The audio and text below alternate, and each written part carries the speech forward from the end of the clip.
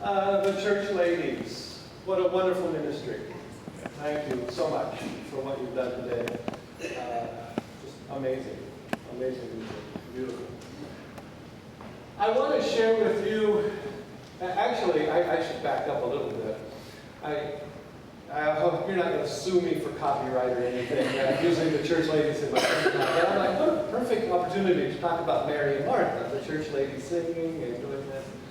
But I want to share with you one of my favorite stories of United Methodist history. But before that, I've been here with you now 3 weeks, so it's time for a pop quiz. Well, we have so many educators in this group, you know. We do have a lot of teachers in this group, so I just wanted to see what the responses on these teachers said. Pop quiz? But anyhow, a little bit of United Methodist history before we start. Got some names for you. If you know them, tell me who they are. If you know them, raise your hand, blurt out who they are, and just tell me. John Wesley, ever heard of him? Founder of United Methodist. Okay, we got some people ready to think. Okay, people shaking their heads. All right. How about Charles Wesley? Ever heard of Charles? Brother of John, younger brother. Hundreds of hymns. Hundreds, if not thousands. I mean, the guy was prolific. He wrote and wrote and wrote songs. Very good. How about Francis Asbury? Anybody ever heard of Francis Asbury? Oh, we got the preacher's son. One of the first ministers in the United States. Yeah. Good. He's a PK kid. You think he has an unfair advantage? Just a little bit. Just a little bit, yes. He was sent by John Wesley, I believe, in 1771 to what was then America. And he became one of the first bishops then. How about Thomas Coke? Ever heard of Thomas Coke?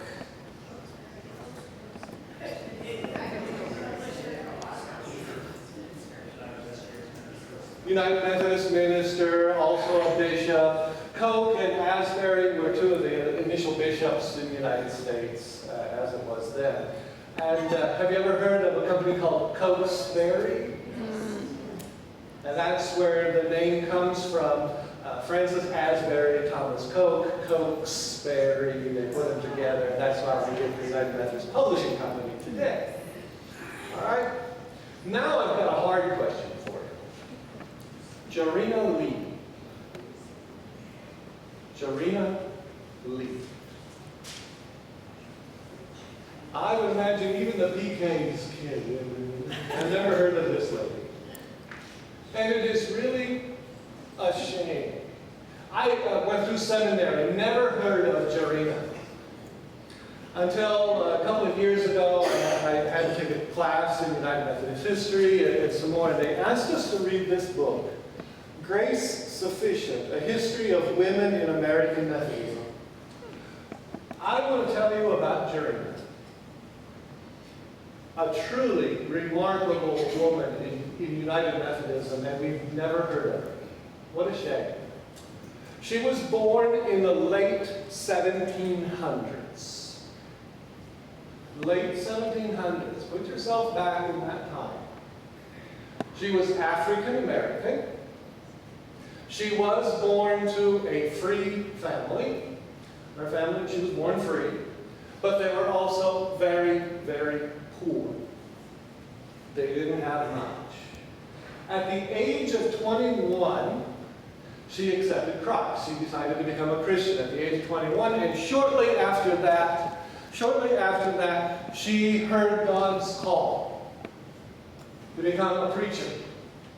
We're talking right around the turn of 2 centuries ago, 1800. A young African-American woman wanted to become a preacher.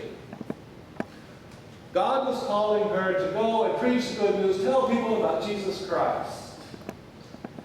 And so what did she do? She tried to answer that call. She did what we tell young people today to do. Go talk to your pastor. Can you imagine what the pastor had to say to this young African-American woman at the turn of the 19th century. He said, "You're a woman. You're a woman. How can you stand up and preach?" Women are good for prayer groups. They can lead prayer groups, that's fine. And exhorting, telling, encouraging people in their faith, that's fine. But better leave the preaching to the men. This is what she was told. Well, Jarena, I'm sure, was quite disappointed and quite dejected by what the pastor had to say, but she was young, and he was the pastor. And so she left the office, and life ensued. She got married, had some kids, and things went on. But then it was probably a Sunday, but she was in church at a worship service, and while she was there at the worship service, and the pastor was up front, the male pastor up front leading, he lost the spirit, the book says. He just couldn't continue. He couldn't go on any further. But as much as the male pastor lost the spirit, Jarena gained it. She just could not sit still. Her feet she got up and she went up to the front and she proceeded to preach and to teach and to lead that congregation through the whole rest of the service. And then at the end, she was terrified. She thought she was going to be excommunicated from the Methodist system. Because you see, that former pastor that she had gone to a few years earlier was now a bishop. And he was in the congregation. So she was quite nervous. But then that former pastor, that bishop, stood up and proceeded to tell the congregation what had happened a few years ago. How Jarena had come to him, how he had discouraged her and said that preaching was best left to the men. And then he did something truly remarkable. He said he was wrong. After listening to Jarena preach, after listening to her lead the worship service, he had made a mistake. God had called her just as God had called any man. And from there, Jarena went on to become an itinerant preacher. And boy, did she itinerate. She would give Paul a run for his money.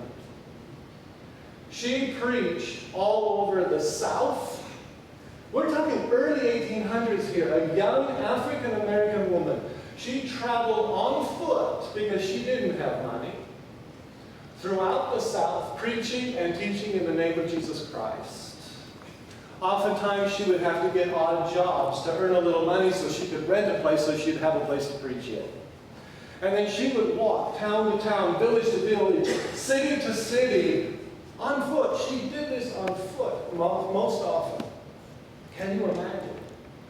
She also went throughout the North, as the United States existed at that time. And she also went to Native American peoples. This woman got around. And you would think, wouldn't you? You would think that after a bishop had stood up and said he was wrong, and given her the permission to go around and preach and teach and itinerate such as this, you would think that the church would have given her a break. But not everyone did. One particular elder in the church was not happy with a woman preaching. Well, Jarena had something to say to that elder. I love her wit. This is why I love this story. Her wit, her ability to bring the best out of any situation is amazing. But in order for you to understand her response, you need to hear a little bit of the Bible stories. Have you ever heard about the talking donkey in the Bible? Look it up. Some people are shaking their heads. Okay, in Numbers, in the book of Numbers, Genesis, Exodus, Leviticus, Numbers, the fourth book, chapter 22, I think it is, around the 21st verse, there is a talking donkey. What has happened is, she's shaking her head. She knows who I'm talking about. Anyhow, this man is riding his donkey, and an angel of the Lord appears to the donkey with a sword in his hand and says, "Don't you go any further." The man can't see the donkeys, but the donkey stops. Well, the man is upset. He's angry, so he gets out to beat the donkey. Now the angel is mad at the man. And the angel gives the donkey the ability to speak. "So why are you beating me?" And the story goes on a little bit. But that's the story that Jarena is talking about. The other story that she refers to is probably more familiar. When Jesus was arrested, Peter denied Jesus 3 times, and then the rooster crowed. That's the barnyard fowl she's talking about. So I want to read this to you because I want to get the words right. I've got to do her words justice, so I'm just going to read it. But Jarena is talking to this elder in the church. She's just an itinerant preacher going around preaching. Young African-American woman standing up and telling this elder, listen to this.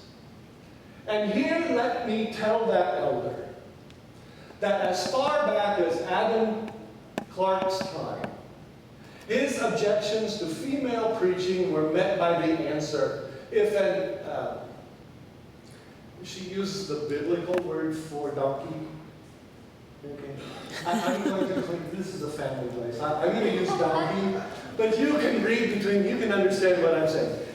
If a donkey reproved Balaam, and a barnyard fowl reproved Peter, why should not a woman reprove sin?" She went on. "Maybe a speaking woman is like a donkey, but I can tell you one thing. The donkey seen the angel when Balaam didn't."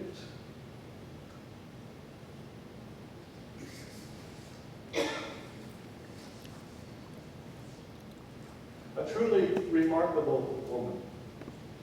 But why are we surprised by this? Why does this story so surprise us? That a woman could get up and lead a worship service and have the ability to do this, and even upset the apple cart when it comes to the elders.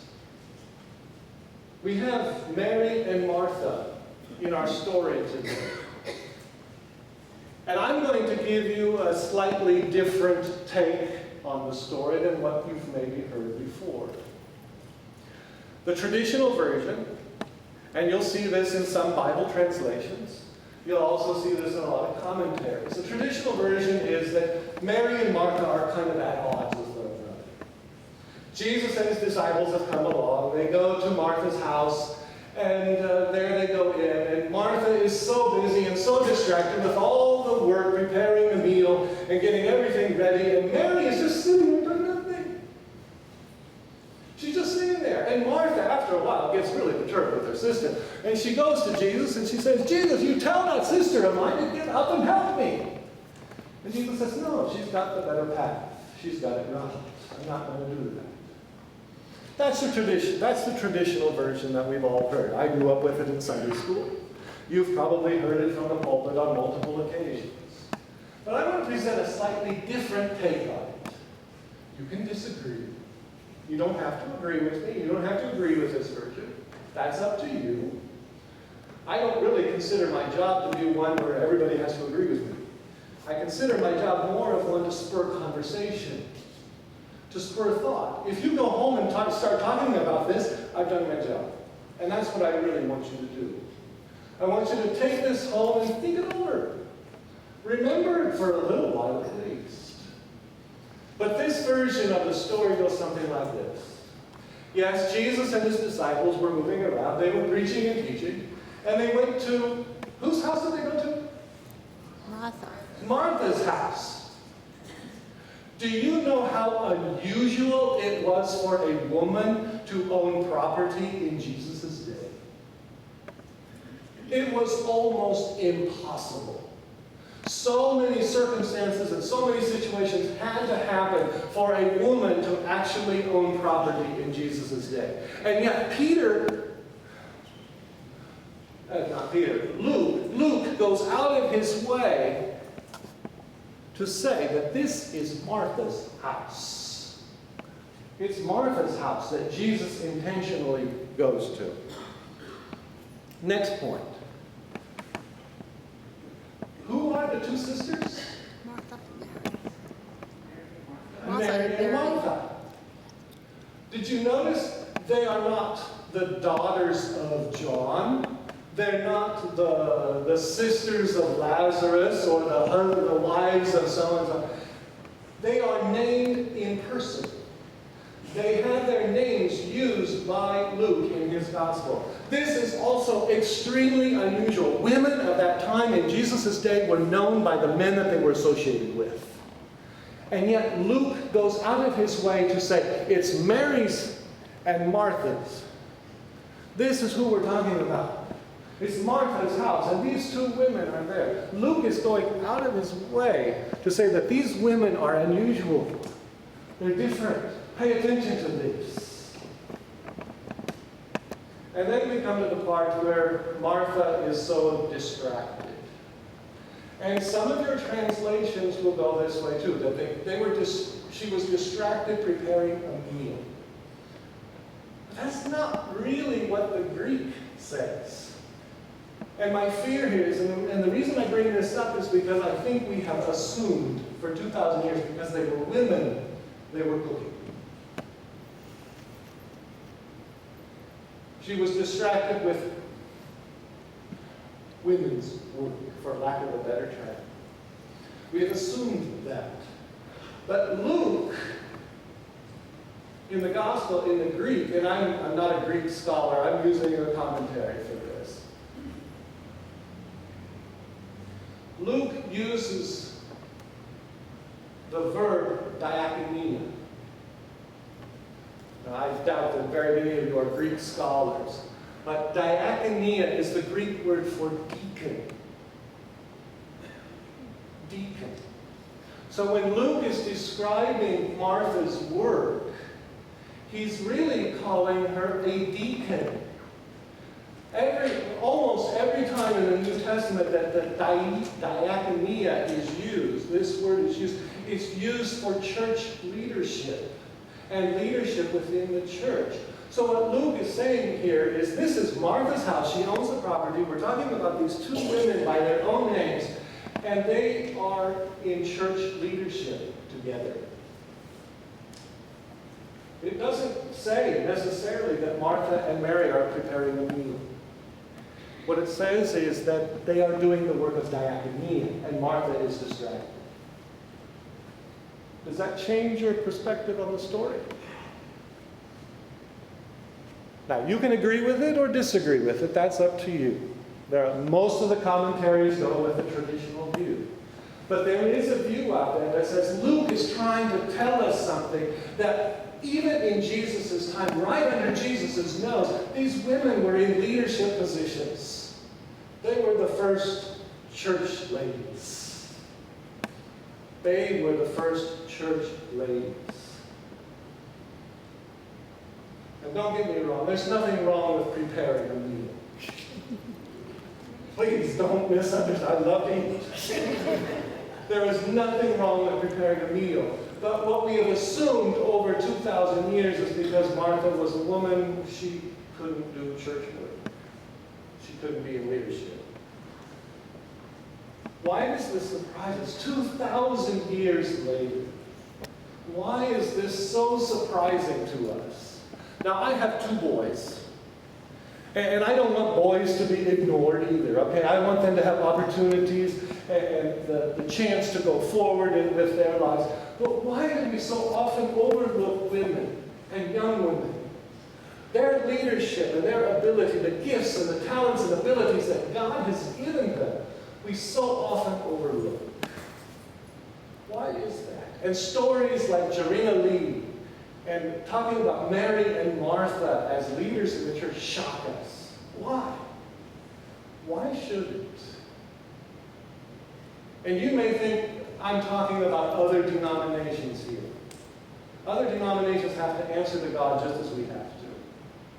I'm talking about the United Methodist system, the United Methodist denomination. And you can say, Dirk, we started ordaining women back in 1956. Yay. 1956, we started ordaining women. But it's still not. You wouldn't believe some of the things that my female colleagues have to go through. One story, a couple stories I want to share with you. Happened not that long ago, within the last 10 years. There's a time of transition in the church. Outgoing male pastor, incoming female pastor. Got the picture? The two of them had an opportunity to meet each other. Outgoing male pastor goes up to the incoming female pastor, two pastors. The male pastor says to the female pastor, well, if it had to be a woman, I'm glad it's you.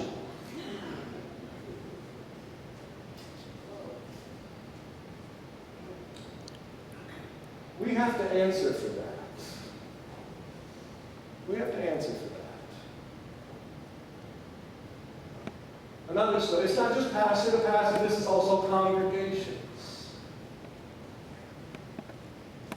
Pastor goes into the new church. Everything's fine. The church welcomes her with open arms. They have the potluck that they always do for every new incoming pastor. Everything's great. Until this one Sunday that they have communion. And the pastor notices that one older gentleman just is not happy. He's on the board, and he's always participated, always been very welcoming, but he's just not very happy this Sunday. So the pastor, female pastor, thinks, there must be something wrong here. There must be something up. So during that week, she finds time to go talk with the older gentleman. She goes to him and says, looks like you weren't very happy this last Sunday. Yep. Would you mind telling me why? What's up? Well, it's communion. Well, what about communion? What about communion? Communion should be served by men in suits.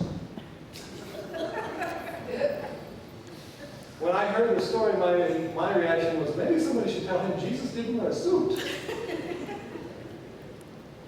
Neither did the disciples. And nobody was wearing a suit back then. But how long will it be? How long will it be before we finally recognize the gifts and the talents and abilities of 50% of the human population within the church to lead and to direct? We are so much stronger with our female leadership. How much longer will it be before we hear the words of Jorina Lee as she paraphrases the Old Testament? God will send whom God will send. And who are we? Who are we to stand in the way?